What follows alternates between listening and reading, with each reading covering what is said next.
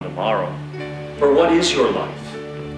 It is even a vapor that appeareth for a little time and then vanisheth away. We need not just look at the battlefields of North Africa or the D-Day beaches of Normandy to see the certainty of these truths. Just look about you.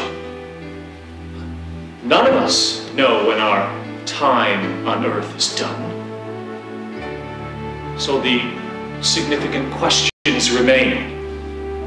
How shall we spend our time here on earth? To whom will we commit our lives in light of eternity and in light of the certainty of God's judgment? The book of Matthew says that Jesus told his followers that anyone who would come after him would have to deny himself, pick up his cross, and follow him. What shall it profit a man if he gains everything that the world has to offer? All of its popularity, all of its prestige, all of its prominence, all of its money, and in the end only loses his soul. I would like the congregation to spend a few moments in silent prayer so that we can reflect on the truth of God's word.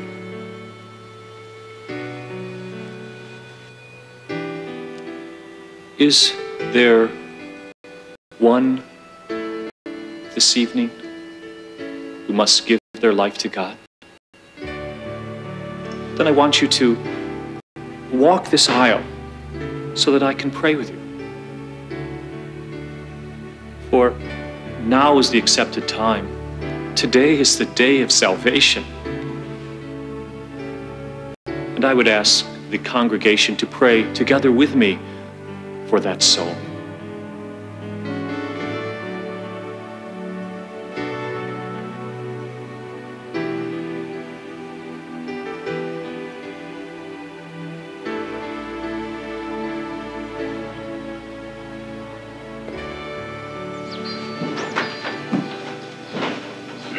Your apple pie always smells so good.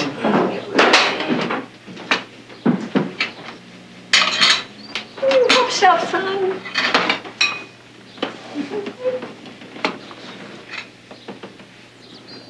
Well, when are you going to tell us what happened?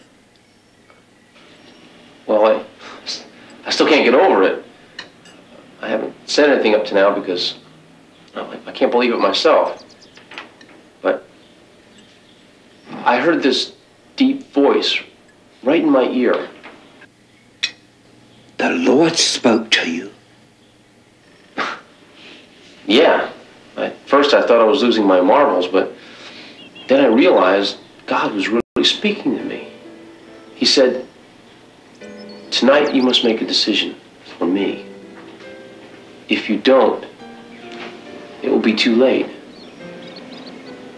Well, I know you used to tell me that God was real, but I never really knew what you meant. How could I have been so blind for so long?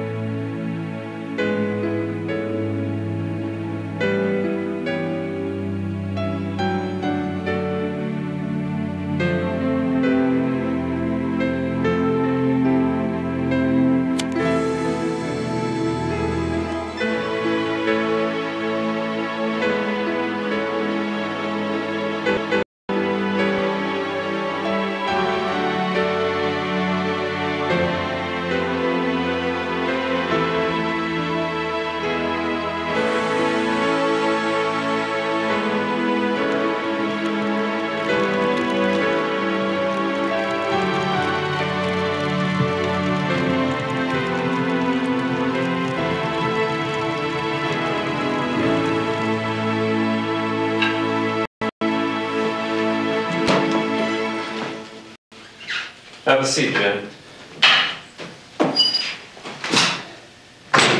How are you feeling? I don't know.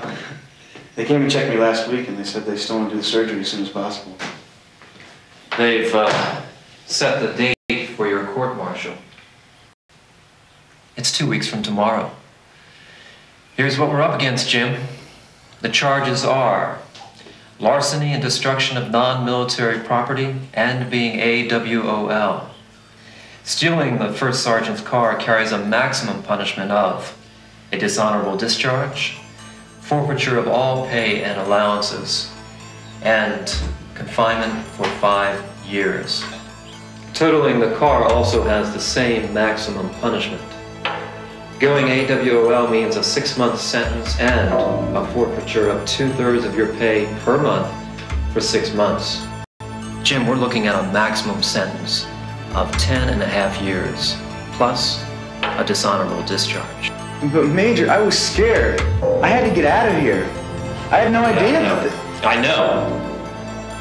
Listen, I'll be completely honest with you, son. They never call for a general court-martial unless they believe the crime warrants a severe punishment. The best we can hope for is 5 years and a dishonorable discharge. I can't offer you any hopes of leniency, son. I'll do the best I can, Jim. I just can't make any promises.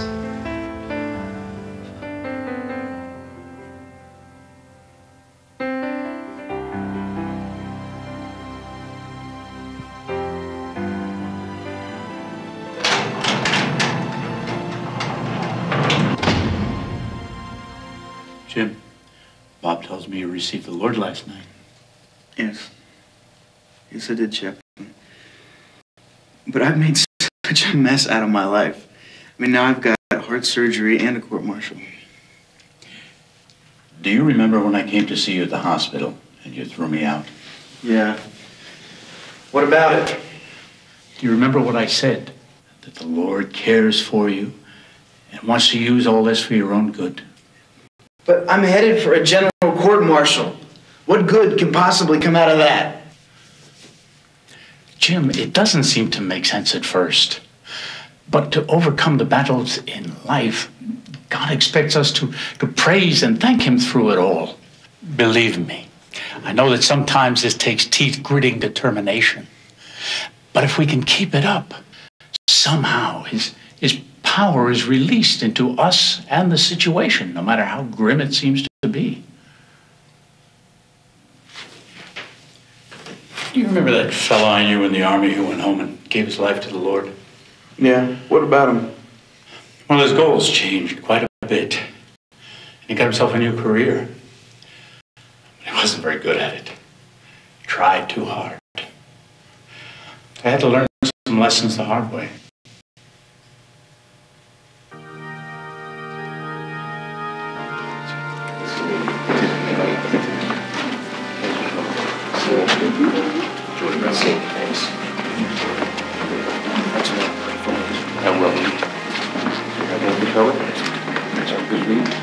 Hey, Chad. Good sermon.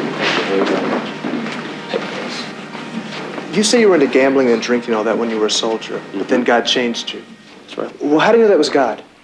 I think that you decided to straighten up your own life, and that maybe this religion of your grandparents helped you out, but that you turned your life around. No, it wasn't that way at all. I couldn't have changed my life. I really didn't want to.